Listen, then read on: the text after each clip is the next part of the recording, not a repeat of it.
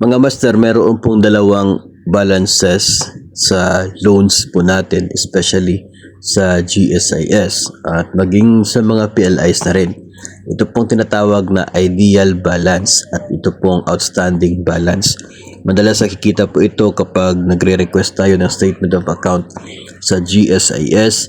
Meron pong ideal balance na nakikita doon at outstanding. So ano ba yung kaibahan ng dalawang uri ng balances na ito? Uunahin po natin ito pong outstanding balance. Okay?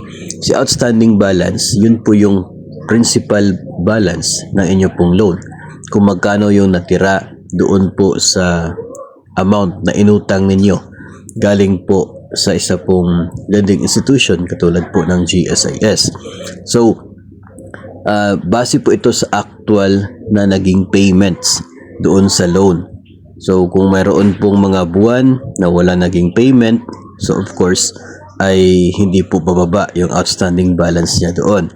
So, based po ito sa actual payments. Ito pong outstanding balance. At yun po yung halaga na babayaran ninyo if fully paid po ninyo ang inyo pong utang doon po sa isang lending institution. And the ideal balance, ito po yung balance ng inyong utang provided na nasunod yung amortization schedule. Kumbaga, kung 1 year na dapat yung naging payment sa loan, dapat 1 year din yung naging actual payment. No? Kung naging 1 year din yung payment tapos remitted on time, walang dagdag interest kasi nga hindi delay, on time yung remittance, ito yung magiging balance ng utang. Ideal balance. Yun ang supposedly dapat na balance ng utang ninyo as of a certain given time, no? Based doon sa tamang schedule ng amortization. May mga instances kung saan hindi magkapareho yung halaga ng nandoon sa ideal at outstanding balance ninyo.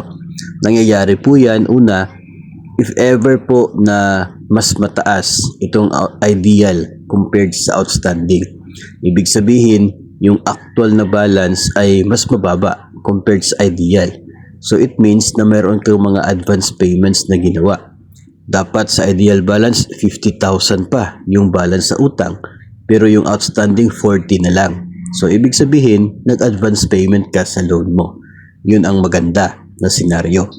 Kapag naman mas mababa ang ideal compared sa outstanding, ibig sabihin supposedly dapat ngayon 50,000 na lang yung utang mo, pero doon sa makikita mo yung outstanding balance ay 60,000 pa. So hindi nasunod yung tama na amortization schedule, o kaya ay nasunod man yung mga payments pero nagkaroon ng delays in the past, kaya hindi yung tamang principal payment ang naging actual payment. So, yun yung mga instances kung saan nagkakaroon ng arrears ang isa pong loan. No? Kasi nga, dapat sana 50k na lang, pero yung actual 60k pa. So, may arrears na 10,000. Arrears means kulang doon sa naging actual payment compared doon sa ideal sana na payment. So, yun po ang pagkakaiba ng dalawang uri ng loan balances po natin, yung ideal at outstanding balance.